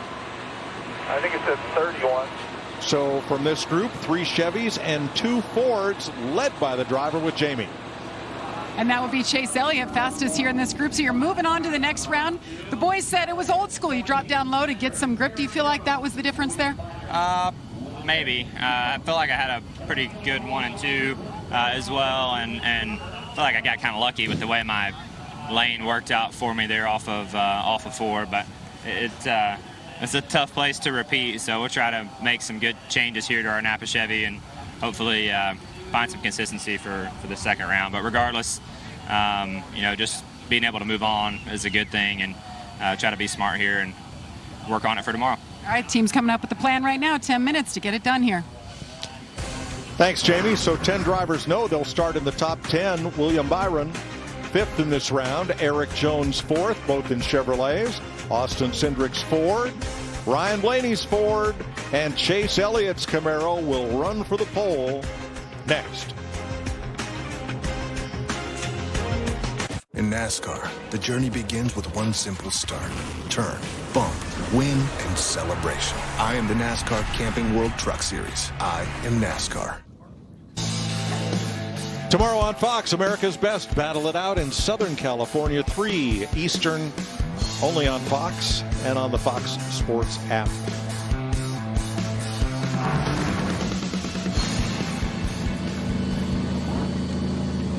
So 5 cars from each group move on and will run slowest to fastest from the first round. Each group will run independent of the other.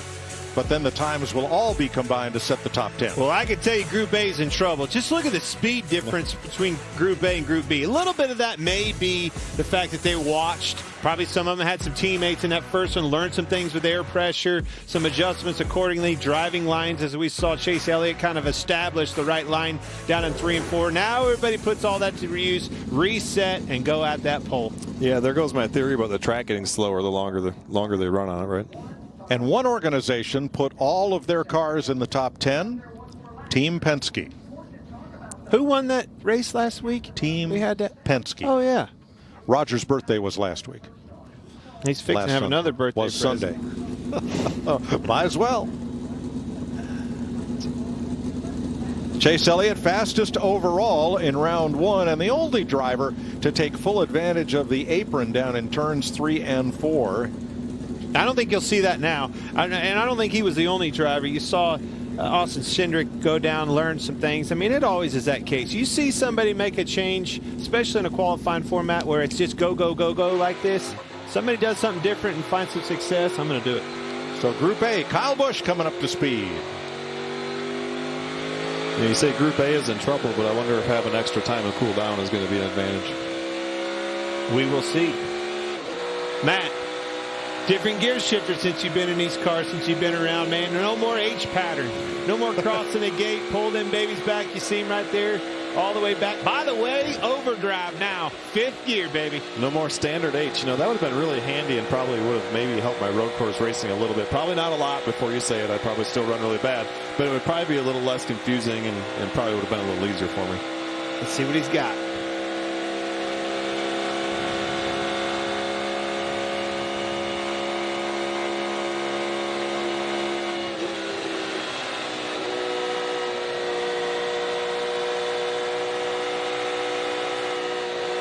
Oh, had to lift right there. Cars just want to get light. Seems like they pick the gas up, get across that center really well. Things starts to get light, unrolling the wheel. You got your hands full. You're also having that transition through 1 and 2 from a headwind on entry to a tailwind. Did you hear that? Downshifted. I was wondering if that had come into play. Use that downshift. He missed that bottom the first lap, utilizing that shifter. That helped him get down. If they're shifting in qualifying, they're definitely going to be shifting in a race.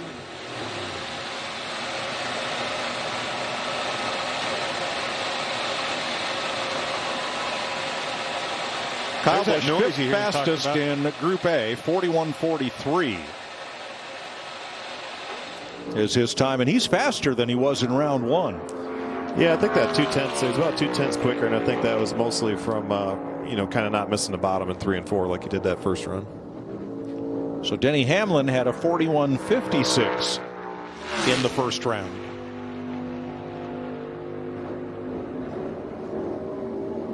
And that green box indicates he is quicker than the fastest car.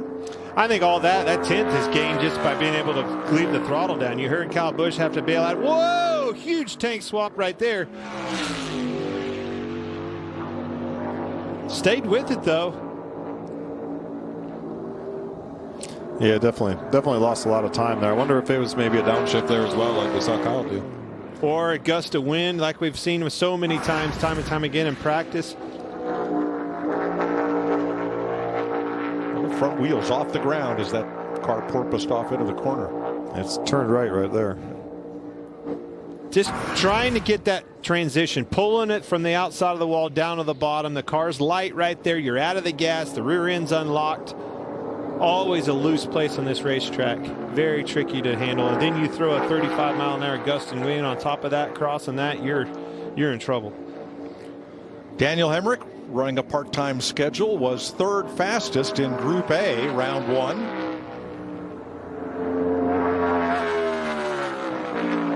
And he has a shot at the top spot here. Well, same problem Denny had. He just couldn't get it to the bottom. He elected not to pull on the wheel. Denny was a lot more aggressive with trying to get it to the bottom and got loose. He let it have its head, stayed in that second groove, and obviously lost a lot of time through the center. Yeah, almost 3 grooves higher than the 9 car ran, with the 9 car being on an apron. He was definitely a lot higher in 3 and 4. And he was on pace to best both of those Gibbs cars. Lost it all right. Man, that's really loose. Coming to the green for Brad. trying to get that momentum up, using that thing, making it as big as possible so you can come to the green with a huge head of steam. Second fastest in Group A, Brad Keselowski.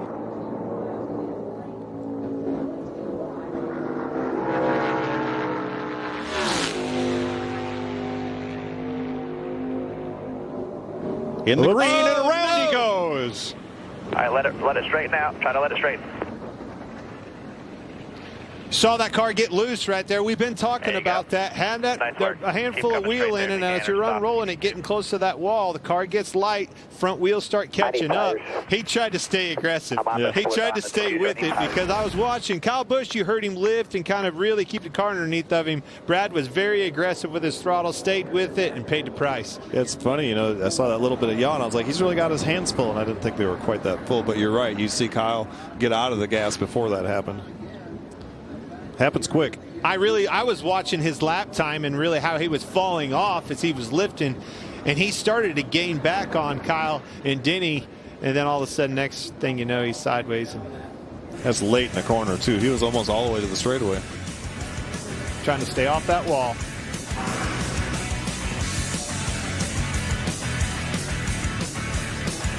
Yeah, that would. Brad Keselowski, you see, has spun off turn number 2. You see the tire tracks. The car came to a rest.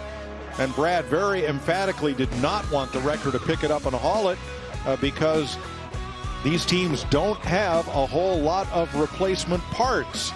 So the wrecker was in position. They moved the wrecker away, and now the rollback truck, where that bed slides back and then tilts, but they are using the wrecker and that big claw, kind of like the one at the amusement park that you work that never picks up the toy. Well, it picks up the front wheels to minimize any damage of getting this car up on the rollback. Well, that's just irregardless of the parts situation, whatever else, if there even is a parts situation, there ain't nothing wrong with the underbody of that car. If you drug that thing all the way back with just the front end up, this diffuser that we keep talking about, that we hear every single crew chief in the garage area talk about the importance, there ain't going to be anything left of it by the time it gets back. And I think they're pretty pricey.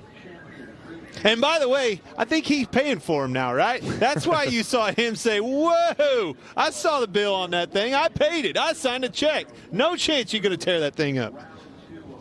He was wrong. He lost that bet, by the way. And in his protest, he went to the truck with his tail between his legs. Yeah, I think we were at commercial, but he was sitting on his hood. He wasn't wanting to hook up the wrecker, and I think the wrecker ended up winning. So what are we doing here with the hood flaps? Just letting it cool off. Yeah, just letting hot air out. Letting all that air release out of there. It's so important to get those the tires as cool as possible.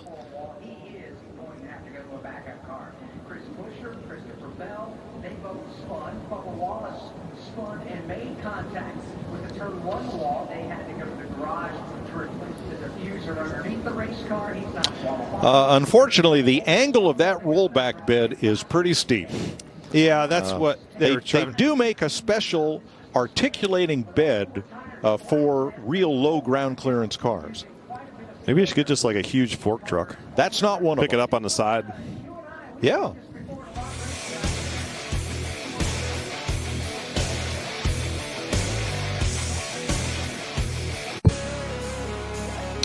Brad Keselowski spins in final round qualifying and will likely end up 10th or somewhere back there.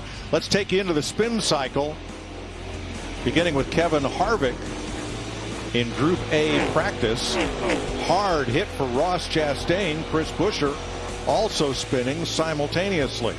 Christopher Bell trying to get onto pit road. Didn't. And then Bubba Wallace out of turn 2, and Eric Almirola. That one got the most style points. Almirola saved his. Yeah, that was awesome. Regan? Well, Mike Daniel Hemrick standing next to me. A lot of oohs and ahs as you watch the video of all those guys spinning out today. Very difficult day, but a good day for Colleague Racing to make it to the final round. Yeah, Regan, you're right, man. It's so rewarding for everyone at Colleague Racing to go through the Cup process. I mean, it's so much to get here, let alone with all the other stuff we got going on inside of our sport. So proud of the men and women at Colleague Racing. Super proud to have Poppy Bank back on board, longtime supporter of mine. We have 50 people up here in a suite that I'm about 10 minutes late to because of all the carnage we've been creating since we got these Cup cars about 2 hours ago. But yeah, proud of these folks. single digits. Matt colleague, thank you. Chris Rice, look forward to having a good Sunday tomorrow, but got a little Xfinity racing to do here. Look forward to it. Thanks, Daniel. I don't think those guests will mind waiting if he puts that car on the front row. Now listen, I didn't expect this in California, but for a kid coming from Kansas, let me tell you something. That flag was going the other way when we were talking about everybody spinning out in 3 and 4. Brad Keselowski just spun out off of 2, and you saw right before him Kyle Busch have trouble off of 2. The flag, the wind's going the other direction. Now the handful's off of 2. Let's see if anybody else has trouble over there versus 3 and 4. Joey Logano, the fastest from Group A in round 1 of qualifying at a 41.35. That's the 5th fastest time overall. And he continues to gain on it. Down the back stretch, even right you there. You say down, he ran the down 1 lane too, didn't run that 4th groove. Ran 3 and kind of split the seam. How low will he go? Ooh. All the way. That's the thing about that apron. You get loose getting to it, but whoa, and he's in the wall. And I think he's in the wall because he used too much apron. I never critique anybody up here, but that was something that was different. He was the first car when his crew chief said run the apron. All right, I'll give you the apron. All 4 wheels were down there, and when he hit it, he was wide open to the throttle, and it looked like he ran out of real estate, had to pull in the wheel, and away it went. Well, got loose getting to it. Watch the car straighten back out when he gets on it. Now the yaw goes away. It seems like it does right there. And it comes back up off it and hit that bump is when it took off. That same bump you keep talking about 2/3 of the way through the corner. You'll see a little bit of dust fly off that bump like the diffuser or something hit it. Right there. Yeah. That's when it got loose, right off that bump. Man, such a good lap going. That bump is right about where the tunnel for access to the infield is. Now, William Byron had left pit road, but because the track is going red, Byron's going to be allowed to come back in and cool that thing down a bit before making his run. Just tells you how hard these things are to drive and how important qualifying is. I mean, that thing was all over the place, and he was going for it to the very end and almost made it. Yeah, I'm going to tell you, you'll have to think back on this. So if you go back 3 generations of cars, so you go 07 would be the last year of that car when they came out with what they call the car of tomorrow in 2008. I don't know that I've seen a single car spin out by themselves since they came out with that car. Yeah, since 06. It was the last time I remember being in a car where you would have a handful of wheel, like I said earlier, wide open throttle, and that thing would just snap, and you'd be in the wall almost before you took the throttle out. One thing I did love about that, I'm not too sure he wouldn't have finished a fuel or a tire run out on that car. You saw that he hit hard and not a lot of damage to that car. I think he could have kept going on because no fender, problem and wouldn't cut a tire down. Not only that, but we could see that the sidewalls and the rims all did hit the safer barrier. And one of the concern about these forged wheels is they don't bend like a steel wheel. They fracture. But in this case, the tires were up, the rims were intact, everything did its job, and everything held up. So I agree. He probably could have finished out whatever run he was on. These cars will take a beating. Yep. The body will take a beating. And, I was a little bit concerned about some of the suspension components at Daytona, but at the end of the day, those wrecks are massive. You take a direct hit, a blunt hit to one of those wheels, it's going to bend, it's going to break, and you're not going to go. But that right there was very promising. Eric Jones leaves pit road. We'll check with Jamie. And Denny Hamlin's second right now. Well, Denny, I heard you on the radio, a little bit of frustration, but how would you describe what it's like to drive these cars in qualifying right now? Yeah, I mean, it's just, it's what we got. It's, as my crew chief said, it's a war out there. It's just a battle of attrition. These teams really fighting a lot of stuff. They're under a lot of pressure to try to get these cars to the track without wrecking them, much less having ones that are wrecked. So I just feel for these team guys. They're working so hard right now. Our shop's working 7 days a week, and we're just trying to fight issues that are out of our control. These are the cards we're dealt, and unfortunately, all these crashes ain't making anything better. 311 team doing a heck of a job right now, Mike. And that's another driver owner talking. Brad Keselowski and now Denny Hamlin with an ownership stake, albeit Hamlin's in 2311, not the team that he drives for. So with William Byron getting to cool down, Eric Jones, who was 4th in Group B and 4th overall, picking up some time here on the back straightaway.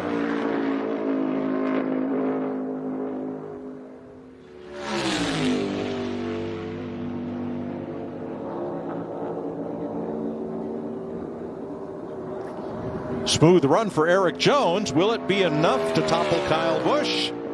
Yes, by 9/100ths of a second. Great lap. Great effort by that team. Great moves in the offseason. Bringing Dave Elentz over from Junior Motorsports. A lot of success with Jimmy Johnson all the way through. I think you're going to see a different 43 and Eric Jones this year because of some of the great moves they've made in the offseason. Austin Cindric, your Daytona 500 champ. 193 rolling off into turn 1.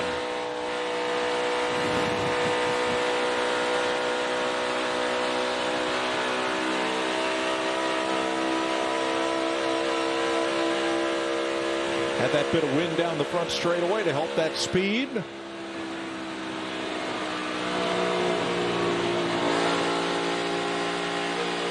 And Cindric above the apron.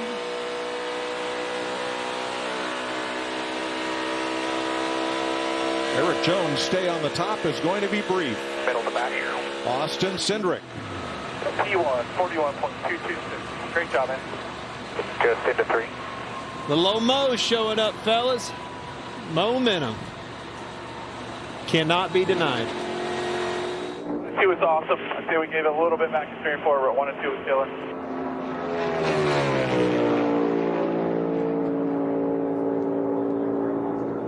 So awesome to see. Back to that mile an hour we're watching.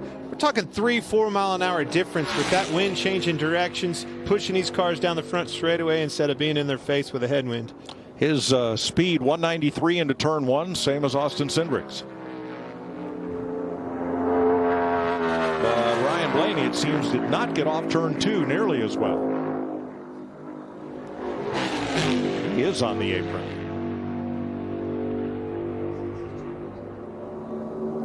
Yeah, certainly not the lap that they were looking for.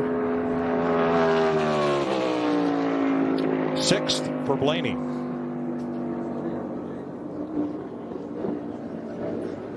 Thinking glass half full like we were talking about, Matt. Still a top 10 starting spot. It's a big deal to make this final 10, this final round of 10. Yeah, I mean, all these 10 cars, you know, assuming they're not crashed, are going to feel good about the day. They're all starting in the top 10 tomorrow. They'll have their cars that they started the day with. I guess minus 22 so far, and then get ready to go race tomorrow. So I think that's a success. You know, you get some time on the track, top 10 starting spot. It's a good start to the weekend. Yeah, you know, you heard Denny and his words there, you know, being a little bit frustrated in the situation. At the end of the day, that's in their control. You know, you're in the top 10. You're locked into a really good starting spot regardless. You know, is it really worth being on the pole when in the top 10 is pretty good? Probably wasn't for some of those guys. Oh, Byron got down. Same problem. Same song, second verse. Air, no contact yet. No contact. Still up. Just got into the grass. Anything? William Byron comes undone. Same story. Down on the apron and the transition back up onto the racetrack, and it got away from him. He got stuck in the grass. That same bump, you could see the dust fly out the back. I don't know what exactly hits, if it's the rut blocks underneath there or the diffuser or what it is, but when that hits, it seems like it really upsets the car, and it's hard to catch from there. Same spot the 22 came off there. Pretty straight, hit that bump, and you see that car actually porpoised a couple times. Yeah, he did a couple bounces there and just lost it. Can they find that bump? You know, that's what's interesting. Is that bump consistent all the way up through the racetrack? Is that something that these drivers need to go out and diagnose, look at this thing, figure out where that's at on the track, and with that bump right there, do not hit it. You know, it seems like the 22 and the 24 came off the apron and was driving back up the hill when they hit the bump, and those are the two that had the worst results, it seems like, when it hit it. And it's worst case scenario. You're hitting that bump with a lot of wheel in it, trying to get up off the racetrack, wide open throttle, asking a lot out of the car when that thing hits and unloads. she's along for the ride. Now he's got at least one and maybe both right side tires down. That's why that car won't move. The other thing you're doing is you're coming off that apron, which is basically flat, and driving up on the banking, trying to get the car loaded back up, and then you're hitting that bump. So it might just be the angle that it's is going across there is making it a little bit more severe than if you're higher on the racetrack. Chase Elliott seemed like he had a whole different line coming off the apron, a much more shallow line than where these fellows went straight to the top. Like he was on it longer. All right, Joey Logano, William Byron. Here's a look.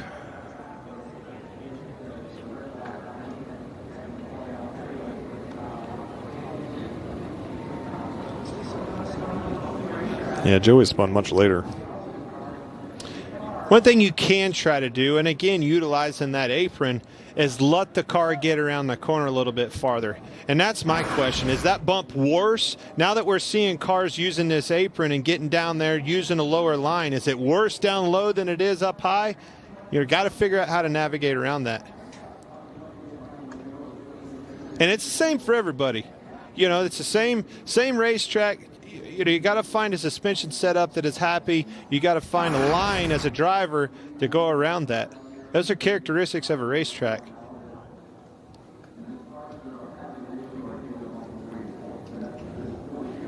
It actually left a mark, and I think that's what it is. Those blocks underneath the car, the ride limiting blocks that they have, is another reason why they get stuck when they have flat tires too. They get down on those blocks and can't move. And when it's hitting the frame or hitting the blocks, whatever is hitting, obviously that's load is taken out of the tires. Well, your suspension just goes to eternity. Anytime you hit something like that, whether it's an eye-to-eye on a shock or a block or anything, it throws all suspension out the window. Jamie? Austin Cindric comes from winning the Daytona 500 to now is the fastest man out there. I'll tell you, you're seeing a little bit of everything. There's frustrated drivers, and then there's guys like you who climb out and you're smiling. What has this day been like for you? Yeah, it's certainly been crazy, and I feel like I anticipated it. This is just such a challenging racetrack, and obviously a lot of newness for everybody. Obviously, we brought a lot of speed in our quick state Menards Ford Mustang, and talk about suspense in this qualifying format. I got to wait for Chase, and he's got to wait and think about his lap, and overall, obviously, it's been an awesome week for me. I'm honestly really happy to get back to work and figuring out this process. I can't tell you the last time I've had to talk myself into doing a lap like that for quite a while. Just there's so many unknowns. Everyone's constantly learning. I don't think we're going to be halfway through the race until anyone knows what they really have. But overall, it's been really fun. I really love doing that kind of learning and adapting throughout the day. And Jeremy and the boys have done a great job. So we'll see if it sticks for pole, but. It's gonna be fun to watch Chase. Well done and well said, Mike.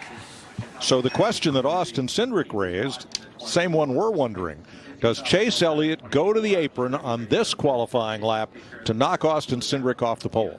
I think he's definitely going to go down there. I saw when Jamie interviewed Chase, you could tell that he didn't want to talk about that line. And obviously today, the TV's the kind of the least of your worries because you have all that data everybody can look at with the ghost cars and see exactly where he's running. And of course, the crew chiefs are going to radio and give everybody that information as they run. But it seemed like he found something there because I felt like when she asked the question that he didn't really want to talk very much about that line. Hitting the bump though, right? When you get around there, that apron helps. Always helped me get around there, get the car pointed, which is so important to your exit speed of the crap when you get on the throttle. If you hit that bump straight with not wheel in it, with a lot of wheel, you got to have it with a neutral wheel. If you hit that bump, it's way less drastic than you hit that with a lot of wheel in it, because when that thing gets a bounce and you got a handful of wheel in it, full of throttle, that's where the disaster strikes. Yeah, and coming off the apron, you definitely have more steering wheel in it because it's loose, and then you get to the apron, it typically tightens the car up, right? So you slam the gas down, you have some wheel in it because it's tighter, and as it gets off the apron, typically it frees the car back up. So when you have all that happening and you hit that big bump at the same time, it's kind of a recipe for disaster. The biggest thing that I see in watching both of those cars right there, and we've heard it time and time again, if this thing steps out, she gone. It don't come back. That thing doesn't have that big sail on the right rear quarter panel to straighten this thing out. That big insurance program that I call it, that's gone. So Chase Elliott's team was allowed to cool down the car and change tire pressure. That's it. He's probably wishing he could change tires. Yes. Well, 41.2 2:26. That is the time of record for Austin Cindric, as we're about to find out if it'll be a Ford or a Chevrolet leading them to green for 400 miles here tomorrow.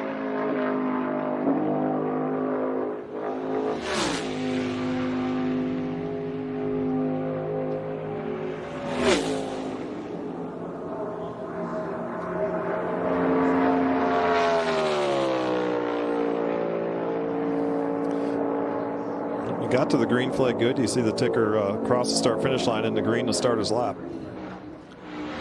There you see he straddled that seam down in 1 and 2. We haven't seen much of that today. He seemed like he split the lanes perfectly all the way through the whole corner. And never had to get out of the gas. Car was stable on his exit, kept the throttle down. A lot of momentum down the back straightaway. Start of the straightaway, he was half a tenth, and now he's in the red, and he goes to the apron, and whoa! He didn't get all the way down, I don't think, where he wanted to.